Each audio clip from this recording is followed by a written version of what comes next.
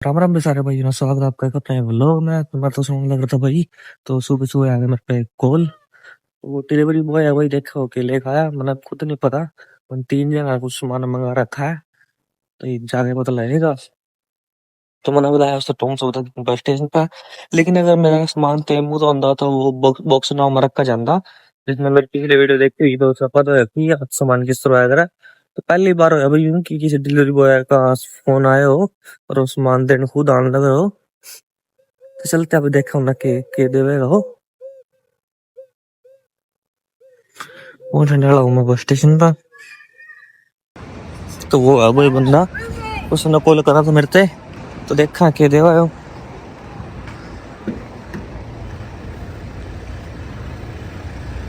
Hello my friend, how are you? I'm good, you? Is this good good? Good. What is it? I need this signature here.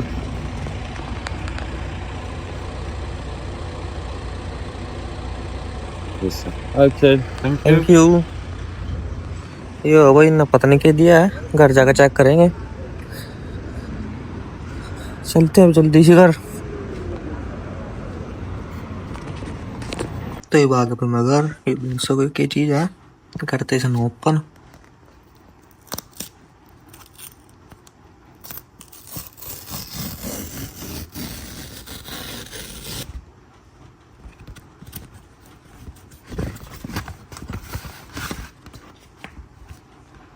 तो ये भाई मेरा international driver licence, valid for driver permit from India. तो वो international driving licence है जो कि मैंने अप्लाई करा था, लेकिन इसका भी फायदा नहीं है कुछ भी, क्योंकि अब मेरी पिंक स्लिप आ गई है। इसका फायदा पहला था भाई, लेकिन ये और सब कंट्रियों में चलेगा, जितनी भी और कंट्री हैं। अगर मैं किसी और कंट्री में जा घूम का हूँ, देख सको ये कंट्रीज की लिस्ट है जिसमें मैं घूम सकता हूँ, और उनमें ये चलेगा।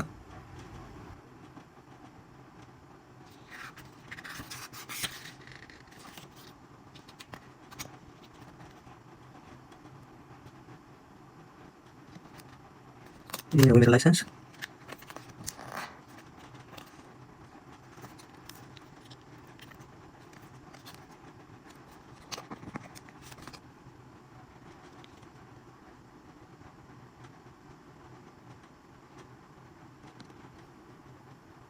तो वेस्ट मैं बाल बताऊंगा। तो भाई चल दिया मैं शाम वाले काम पर, धूप हो जो देख सको, पर बीच बीच में मौसम बढ़िया भी हो रहा है, जैसे बारिश आ सका। वैसे थोड़े दिनों में बारिश स्टार्ट हो ही जाएगी। तो चलते हैं वो काम पर।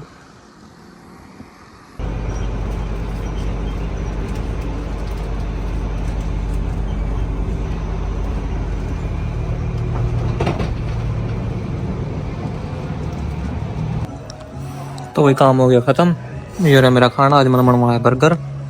इसना खा के फिर चलते हैं घर। तो वही खा के होगा बर्गर, मैं तो आ गया था बस स्टॉप पे। मेरे तो आज खाना ही पेट फुल हो गया भाई। घर जाकर तो मैं कुछ बनाने का नहीं, तो हम करते हैं बस का वेट, देखकर कितनी देर बाद आएगी, फिर चलते हैं घर।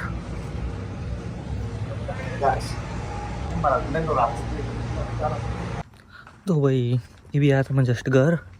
घर भी नहीं आया हूँ वैसे, तो ये रास्ते में घर जाने लग रहा हूँ, तो बस मैं उतर रहा था, काम पता आया हूँ भाई ये भी। तो मैंने सोचा वीडियो बना लूँ घर जाते जाते, मेरा टाइम सेव हो जाएगा। और घर जाकर वैसे मैंने खाना तो बनाना नहीं है, सिर्फ वीडियो एडिट करूँगा और सो जाऊँगा। तो भैया आज की वीडियो भी घनी मज़ेदार होने वाली है, क्योंकि घने बढ़िया बढ़िया कमेंट कर रखे बालकों ने, जिन पर वीडियो बनानी चाहिए मैंने। और इंस्टाग्राम पर भी घने पंत पहले बात हो रही है, जिनसे कहा भाई कि बताओ इसके बारे में और चीज़। तो भाई जो फाउंडेशन की पिंक कार्ड वगैरह है, उसके ऊपर हम आगे मूव हो सका कि नहीं हो सकते। तो भाई पहली बात तो चीज़, जो पिंक कार्ड मिलेगा वो फाउंडेशन का और डिग्री का अलग अलग नहीं होया करता।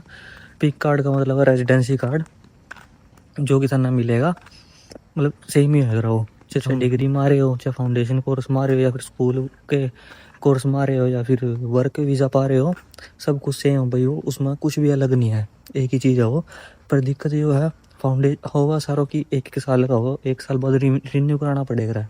लेकिन जो फाउंडेशन के बालक है उनका ना लेट मिलेगा, क्योंकि लगभग 3-4 महीने तो भाई कई बार लग जाएगा इमिग्रेशन होने में, या फिर 1-2 महीने में भी हो जाएगी। उसके बाद 6 महीने लगेगा भाई पिंक कार्ड आने में। 7-8 महीने वेस्ट हो गए, उसके बाद 4 महीने बचे भाई। तो 4 महीने में थार नहीं पता कि थार 2 महीने और बाद एक्सपायर मिलेगी, या फिर जिस मेरे गिल होया, जितने मेरे गिल लगे बालक हैं भाई सब की पिंक होएगी एक्सपायर 2026 की जनवरी के लास्ट में। लेकिन जो मेरी पिंक कार्ड है वो अगले महीने अक्टूबर में ही 31 तारीख में एक्सपायर हो जाएगी। और मैं किसी तो कुछ बोल भी नहीं सकता कि भाई मेरे गिल ऐसा क्यों है। और सिर्फ मेरे गिल भैया, और तो मैंने एक भी बालक नहीं मिला। जितने मेरे क्लास के बालक हैं, जितने भी मेरे जान पहचान के हैं, उन सब की जो वैलिडिटी है पिंक एक्सपायर होने की वो 2026 की है। और सब मेरे गिलो आए हैं, मेरे गिलो इमिग्रेशन हुई है, पता नहीं मेरे गिलो ऐसा क्यों आया। तो यही है भाई। और अगर तुम फाउंडेशन बाग सर वैलिडिटी है पिंक कार्ड की, मतलब कि एक्सपायर नहीं हुई है, तो हम किसी और कंट्री में जा सको, क्योंकि उसके ऊपर कुछ कंट्री ऐसी होगी जिनके ऊपर हम वीज़ा ऑन अराइवल ले सकें। जैसे अपना इंडिया है, इंडिया के पासपोर्ट हम कुछ कंट्री ट्रैवल कर सकें जिसमें अपना वीज़ा की जरूरत नहीं होती, तो उसी थ्रू आप उसके थ्रू भी जा सके भाई। लेकिन 1 नंबर में तो थोड़ा मुश्किल है, वो 2 नंबर का काम है, उसमें वो डोंकी लगेगा, पिंक कार्ड होना उसमें ज़रूरी होगा, तो वो अलग बात है। तो यही बताना था कि वो अलग अलग नहीं कर दी, चीज़ एक ही है वो। और भाई एक बंदा पूछ रहा था कि जो MBA है वो 5 लाख के नीचे बजट हमारे हो सका कि नहीं। तो ये बात ऐसी है, अगर तू सिर्फ फीस की बात कर रहा है फिर तो हो सका है, लेकिन जो टोटल कॉस्ट है साइप्रस तक का आने तक का वो तेरा लगेगा 8 या 9 लाख।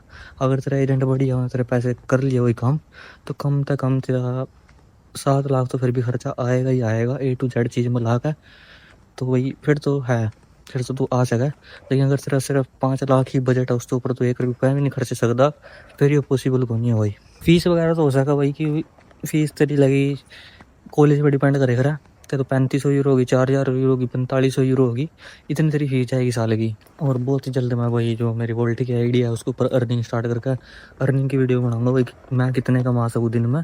मैं तो मैंने पहले भी दिखाया था, बंदा जो रहेगा तो मेरे लोग वोल्टा में काम करेगा, तो उसके बारे में तो मैं पहले बता रखा। लेकिन मैं खुद जिस तरह मेरी नई आईडी बनी है, जिस तरह से मैं बाइक लूँगा इस वीक मेरा लाइसेंस बन जाएगा, तो मैं पूरे दिन 12 घंटे या 14 घंटे काम करके दिखाऊंगा। और उसमें दिखाऊंगा मेरे पास कितने ऑर्डर आए हैं, कितने रुपए के आए हैं, और कितने मैं पूरे दिन में बनाए हैं, कितना परसेंटेज का A to Z चीज़ दिखाऊंगा वो इस वीडियो में।